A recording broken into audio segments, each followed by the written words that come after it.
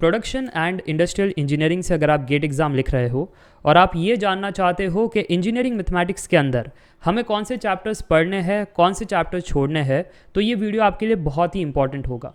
क्योंकि कई बार students topic को देखते हैं, कुछ चैप्टर्स को देखते हैं और जजमेंट लगाते हैं कि शायद ये टॉपिक्स ही हमें पढ़ने हैं, वो टॉपिक्स को छोड़ना है, यही चैप्टर पढ़ने हैं, दूसरे चैप्टर्स को छोड़ देना है। तो ऐसा नहीं होता है। आज के वीडियो में वही मैं डिटेलिंग में आपको बताऊंगा कि इनडायरेक्ट सिलेबस क्या होता है और आपको एक्चुअली क्या क्या पढ़ना होता है। ठीक है, तो ये जो सिलेबस है मैंने गेट 2024 ऐसी बैंगलोर के ऑफिशियल वेबसाइट से लिया है। पीआई यानी production and industrial engineering. Engineering mathematics के अंदर अगर देखा जाए तो linear algebra, calculus, differential equation, complex variable, probability statistics, numerical method, 6 chapter आपको दिखाई दे रहे हैं। तो बहुत सारे स्टूडेंट सोचते हैं कि सर आपने जो इंजीनियरिंग मैथमेटिक्स कोर्स क्रिएट किया ना, इसके अंदर तो आपने 8 चैप्टर पढ़ाए हैं, हमको तो बस 6 चैप्टर ही है, हम तो उतना ही करेंगे और हमारा सिलेबस हो जाएगा। तो ऐसा नहीं है। मैंने 8 चैप्टर यहाँ पर पढ़ाए हैं और वो 8 चैप्टर के अंदर टॉपिक्स होते हैं। वो टॉपिक्स क्या आपने यहाँ पर देखे डिटेलिंग में, मैं दिखाता हूँ कि कैसे आपको 8 चैप्टर में से क्या क्या पढ़ना है। ठीक है, 6 चैप्टर नहीं है, आपको उससे ज़्यादा है। सबसे पहले लीनियर अलजेब्रा। लीनियर अलजेब्रा जो सिर्फ टॉपिक पढ़ते हैं वो कुछ एलिमिनेशन सोचते हैं कि हाश कि सर आपने तो है ना लीनियर अलजेब्रा में तो 10 लेक्चर लिए थे और वो 10 लेक्चर के अंदर आपने देखो डिटर्मिनेंट भी सिखाया है, इन्वर्स भी सिखाया है, रैंक ऑफ मैट्रिक्स भी सिखाया है, डायगोनलाइजेशन भी सिखाया है ना, ऐसा मिसलेनियस कॉन्सेप्ट्स में बहुत सारी बातें कर रखी है और वो सब तो हमारे सिलेबस में है ही नहीं। देखो सिर्फ कहा गया है matrix algebra, system of linear equation, eigen values and eigen vectors. ये सोच आपकी गलत है। क्यों?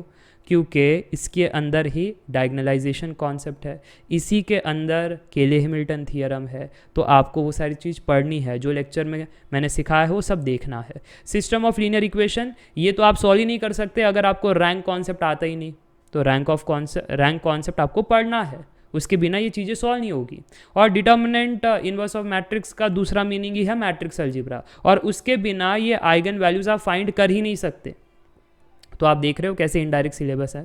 इसलिए लीनियर अलजेब्रा आपको पूरा करना है, कोई रियायत आपको नहीं मिलेगी, स्टार्ट टू एंड सभी लेक्चर्स आपको करने हैं। ठीक है, अब दूसरी बात, आपके सिलेबस के अंदर कैलकुलस के अंदर अगर आप ध्यान से देखो तो फंक्शन ऑफ सिंगल वेरिएबल यानी फंक्शंस की बात है, फिर लिमिट, कॉन्टिन्यूटी, डिफरेंशिएबिलिटी, एमवीटी, इंटीग्रेशन जो है definite and improper, partial derivatives, total derivative, maximum minimum. तो बहुत सारे स्टूडेंट सोचते हैं कि हाश डबल और ट्रिपल इंटीग्रेशन तो है ही नहीं, वो तो छोड़ ही देंगे। तो देखो यार कैलकुलस के अंदर मैंने जो लेक्चर्स है उसके अंदर part 1, part 2, part 3, part 4, part 5 यहाँ तक करवाया है, क्योंकि सिंगल, डबल, ट्रिपल एप्लीकेशन सब कुछ मैंने करवाया है। अब अगर आप वो गिनती लगा करके अगर ये सिलेबस से कंपेयर करोगे तो बहुत सारे स्टूडेंट तो छोड़ ही देंगे कि सर डबल ट्रिपल तो है नहीं तो हम पढ़ेंगे नहीं। पर surface and volume integral, Stokes Gauss Green's theorem, जब आप रैंडम वेरिएबल के अंदर 2 डायमेंशनल कॉन्टिन्यूस रैंडम वेरिएबल से डील करोगे, जब आप एक्सपोनेंशियल और नॉर्मल डिस्ट्रीब्यूशन से डील करोगे, है ना, सब जगह इंटीग्रेशन का एप्लीकेशन है। मोर ओवर ये जो टॉपिक्स मैंने नरेट किए हैं इसमें डबल और ट्रिपल इंटीग्रेशन भी आ जाता है कि उसके बिना ये सॉल्व नहीं होंगे। स्टोक्स थ्योरम सॉल्व नहीं होगा, गॉस डाइवर्जेंस में ट्रिपल इंटीग्रेशन चाहिए, ग्रीन्स थ्योरम में डबल इंटीग्रेशन चाहिए, इसलिए वो भी पढ़ने पड़ेंगे। अगर आपके कैलकुलस के सिलेबस में नहीं दिए हैं तो इनडायरेक्टली दिए हैं। ठीक है जी, तो मुझे लगता है ये बात क्लियर हो गई कि कैलकुलस का पूरा फोल्डर करना है। और देखना ध्यान से, स्टार मार्क कैलकुलस कह रहे हैं, पूरे के इसमें वेक्टर कैलकुलस नहीं दिखाई दे रहा है, पर वेक्टर कैलकुलस ओमिट नहीं है। ये जो ग्रीनिश रीजन में मैंने शेड किया है ना, ये पिंकिश है।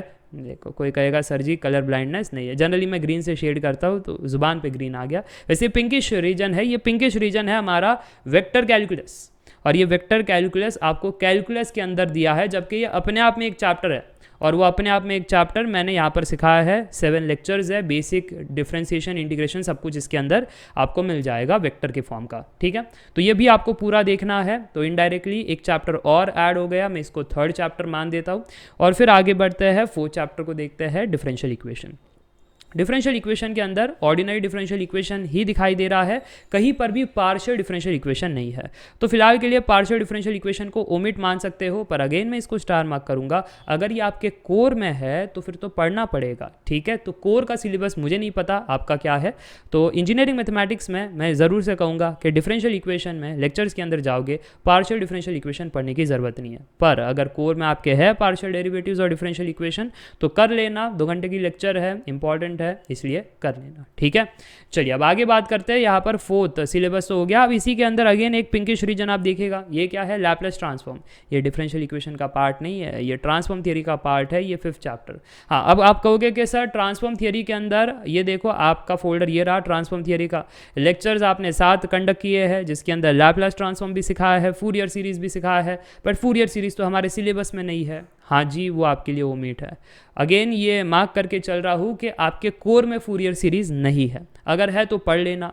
इंजीनियरिंग मैथमेटिक्स के हिसाब से अगर देखें तो फूरियर सीरीज नहीं है, तो आप यहाँ पर छोड़ सकते हो, लैपलेस ट्रांसफॉर्म तक पढ़ सकते हो। क्लियर हो रही है बात।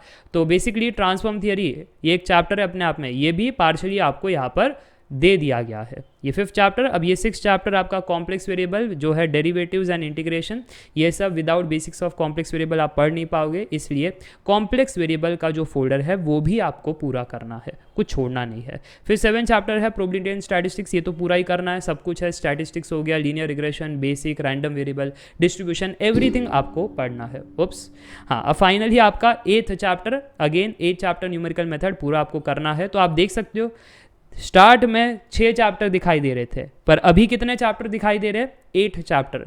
तो 8 चैप्टर आपको करना है। उसके अंदर रियायत आपको क्या मिल रही है, फूरियर सीरीज मत पढ़ना, पार्शियल डिफरेंशियल इक्वेशन मत पढ़ना, as per the syllabus. Thank you for watching this video, meet in the next video, till then take care, bye bye for now, see ya bye.